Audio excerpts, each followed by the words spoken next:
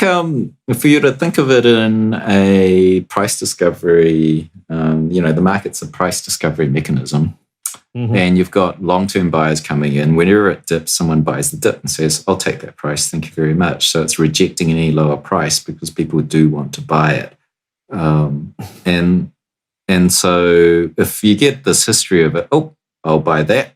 And then, I'll buy that. And next higher price, you get this kind of pattern forming where this thing is discovering its natural price higher and higher. And certainly with Bitcoin being quite special, it's a market that's not at saturation. Publicly traded markets, commodities, gold, anything you can think of in the traditional world is at saturation. It's done its full penetration of its market base, people trading it. Whereas Bitcoin, of course, is in this hyperbolic curve upwards as people adopt it. And so we're currently something like 50,000 more people that you can see on the blockchain per day coming in to buy it for the first time. So that means probably around 150,000 people all told, including the exchanges. They'll probably be seeing 150,000 people per day right now coming in. So obviously you've got these hordes of people coming in to buy it, and every dip you get, they're buying it. So you get these you'll see this sort of upward moving, every dip is brought up higher. And that would be explaining this particular triangle within Bitcoin. Right, that makes sense. I get it. So, yeah, okay. So when you talk about people then counter trading the longs, who's actually doing that? And so you say they're taking up the shorts. So these are more professional sellers. And how do they how's the price get forced down to wipe out these degenerate long positions?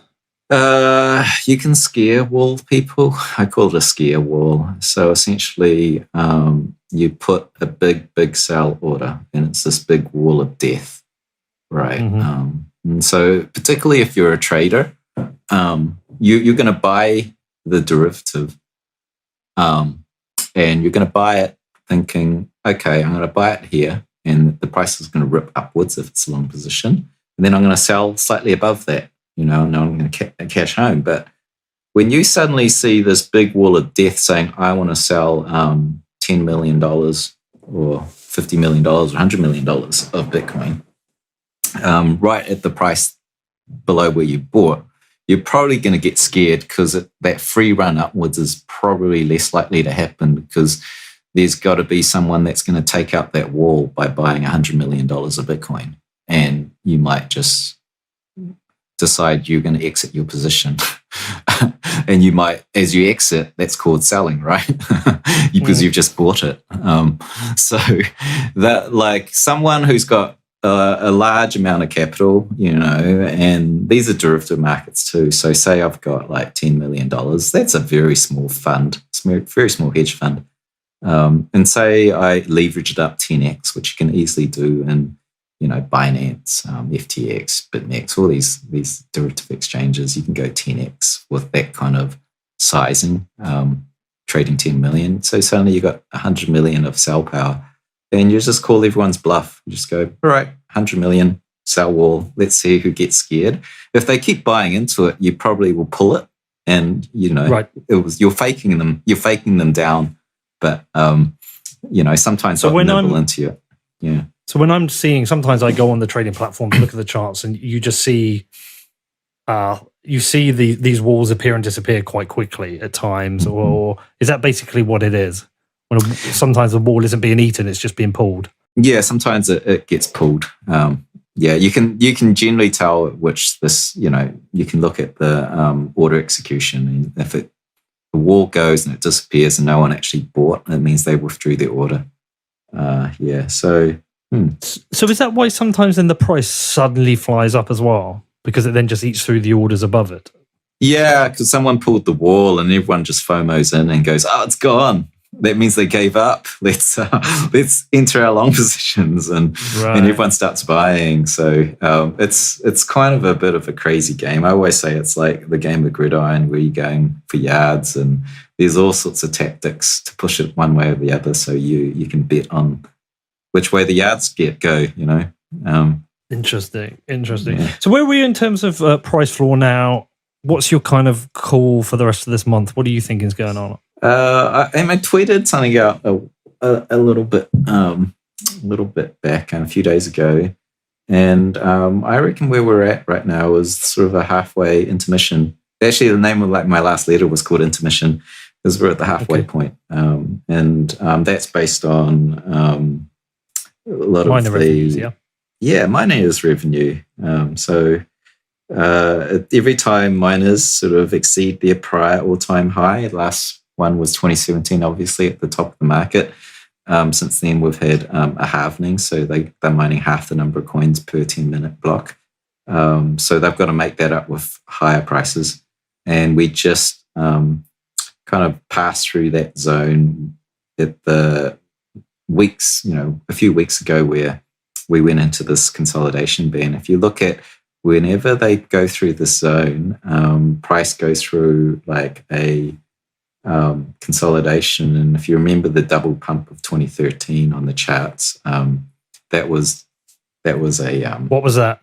That was that big sort of run up, and then it corrected, I think 93%. But if you were tracking the minute chart, but people thought that was a bear market, but that was actually the consolidation of 2013, because it was such a volatile asset.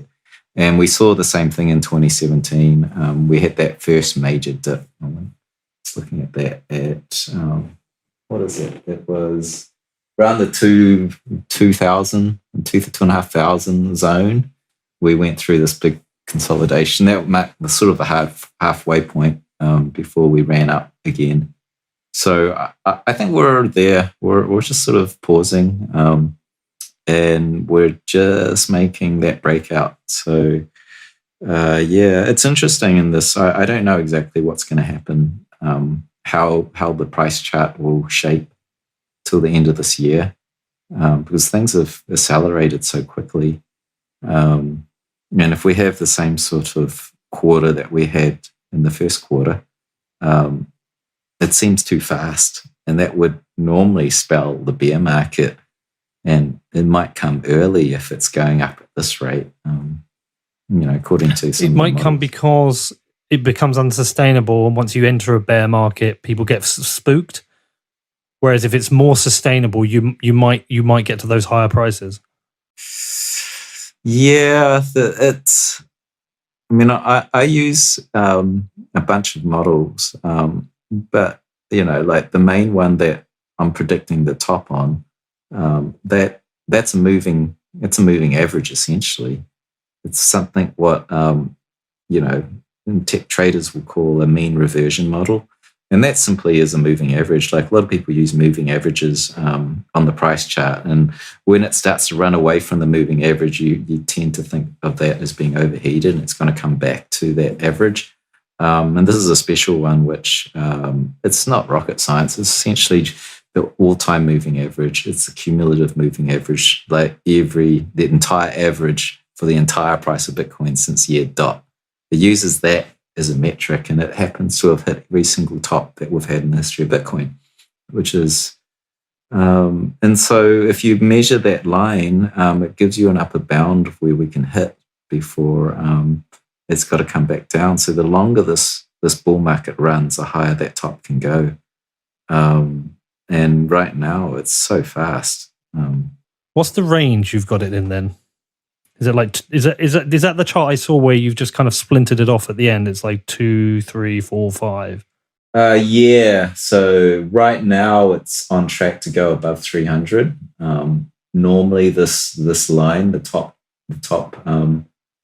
cap model, it curves upwards near the end of the year, and so if it goes straight line, it's 300,000.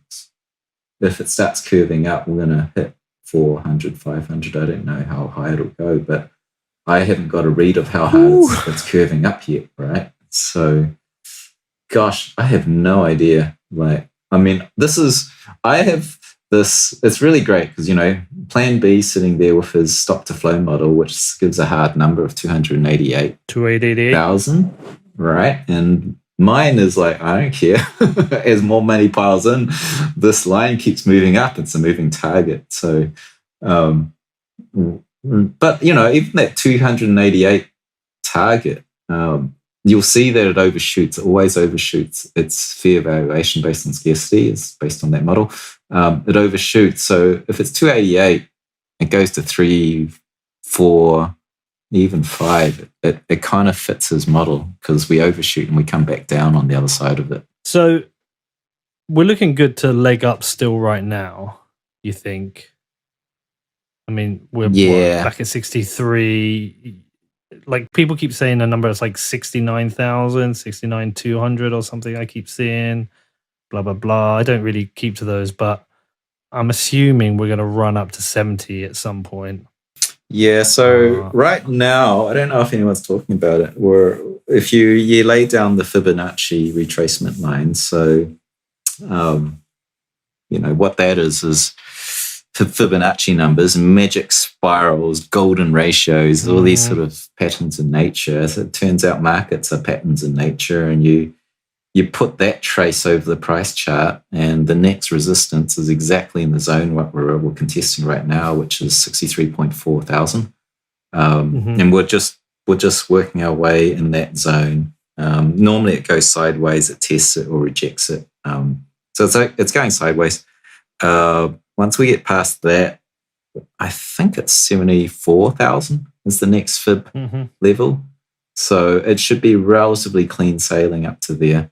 And then we can see, I have a model right now. It says we can't go past 85,000 based on the amount of capital that's come into the network. And so at over this what point, period? Right now, today, there's no way it can get past 80, 84, and that's going to climb as time comes, as more capital goes into the network. So obviously when we get to 70,000, whenever month that is, or whatever weeks in the future that is, more capital's coming in because we've got 150,000 people coming in every day buying Bitcoin. So let alone the hedge funds.